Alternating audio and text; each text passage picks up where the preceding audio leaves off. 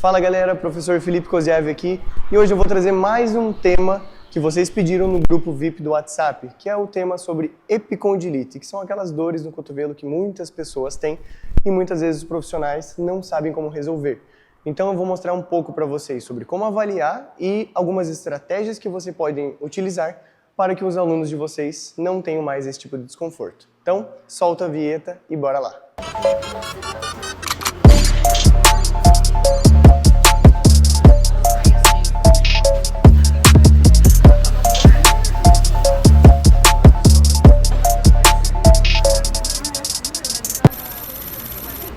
A epicondilite é uma inflamação na região do epicôndilo, podendo ser lateral ou medial. Essa inflamação ela pode ser diretamente na musculatura, então dos extensores ou dos flexores do punho, ou essa inflamação, se ela já estiver mais grave, ela já vai estar acometendo os tendões nessa região. Então pode ser algo extremamente incômodo. Tarefas diárias, às vezes como uma extensão completa do cotovelo, já pode vir a incomodar essa região. Então por isso que é muito importante que a gente cesse essas dores e identifique por que o aluno está tendo esse tipo de desconforto. Quando a gente tem a dor, por exemplo, na parte lateral, que é o epicôndilo lateral, é porque os extensores do punho, eles estão ou sobrecarregados ou muito fracos. E quando a gente tem a dor na parte medial, é porque os flexores estão muito sobrecarregados ou muito fracos. Por isso que a gente chama a epicondilite lateral de epicondilite do tenista, que é cotovelo de tenista, e a medial do golfista, justamente pelo estresse nessas regiões. Então é isso que a gente tem que identificar. Por exemplo, uma pessoa que fica muito tempo no computador, fica com o braço ali, com a palma da mão voltada para baixo, tem uma dificuldade de fazer uma supinação. Então com esse movimento limitado, é muito provável que a pessoa venha a desenvolver dor na região do cotovelo. Então por isso que é importante você avaliar. O que a gente pode fazer como uma primeira abordagem?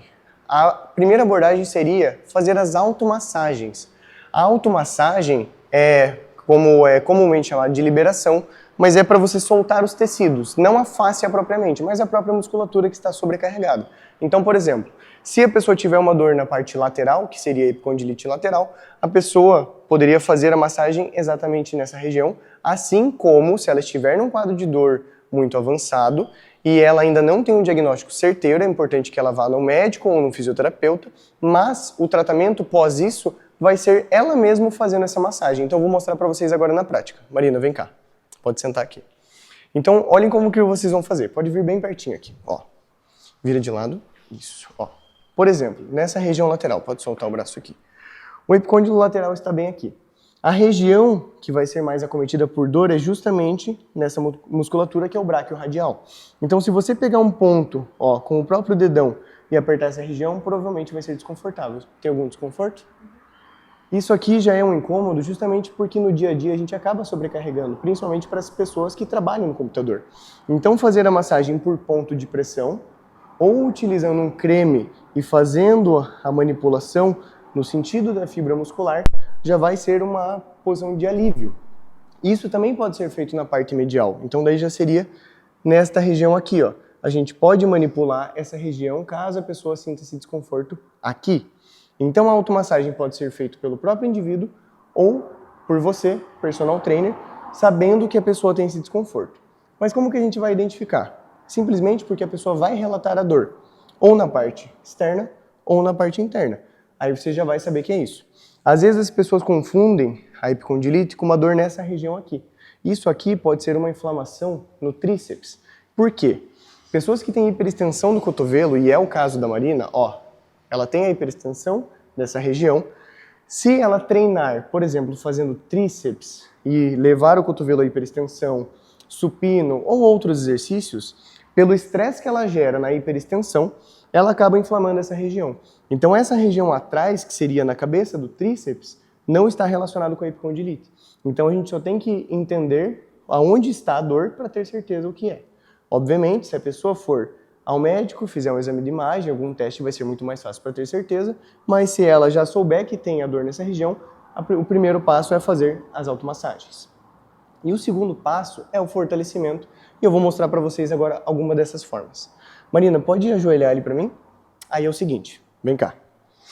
Quando a pessoa precisa fortalecer Por exemplo, os flexores do punho, porque ela tem um estresse nos extensores, um dos exercícios que ela precisa fazer quando ela estiver fora do quadro de dor, assim, ela pode sentir dor, só que tem que ser um limiar bem baixo.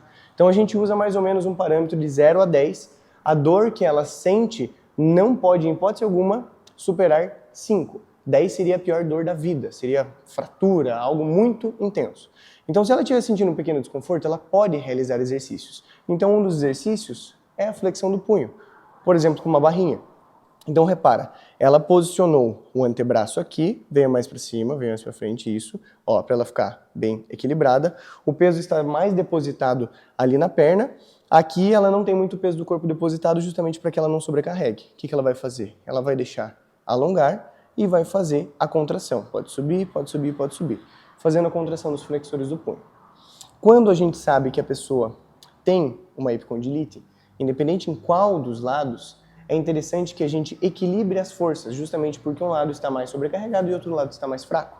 Então, no mesmo protocolo em que ela vai fazer a flexão do punho, pensando que ela tem a epicondilite lateral, ela também pode realizar o fortalecimento contrário.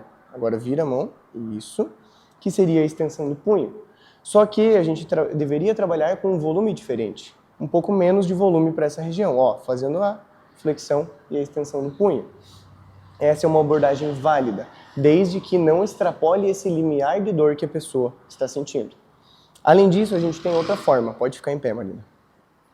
Uma outra forma de fazer é trabalhar apenas, segura a barra, com a palma da mão para baixo, é fazer apenas a extensão e a flexão do cotovelo, certo? Firma, deixa o punho reto, aí faz a flexão do cotovelo, que é a rosca inversa, trabalhando o braquio radial também. Tem várias possibilidades, por exemplo, para lá embaixo, isso. Faz só a flexão do punho para cá. A pessoa também pode realizar isso com o peso em pé, pode realizar na polia. Então são várias formas de fortalecer. Mas qual que é a ideia? A ideia é trabalhar o equilíbrio dessas duas musculaturas para que você não venha mais sentir este tipo de desconforto. Então fazendo a automassagem, fazendo o fortalecimento, isso com certeza vai melhorar. O treino de antebraço ele não é estético, ele tem muito a ver com a parte da funcionalidade. Então, se a pessoa está acometida com uma lesão, com uma dor, se ela estiver fazendo esse tipo de fortalecimento, isso vai parar, e isso é garantido. Outro ponto importante, pensando que a pessoa ela tem um estresse em alguma dessas regiões, é fazer os alongamentos específicos. Quais alongamentos podem ser? Uma pessoa que tem um quadro de dor leve, ela pode fazer o alongamento, por exemplo, dos extensores, e ela pode utilizar a outra mão. Pode pegar a outra mão e colocar aqui, para alongar. Se ela tiver com um desconforto um pouquinho maior, ela pode fazer sem o auxílio da mão e ela mesma pode só forçar para baixo, para que ela consiga alongar esses extensores do punho.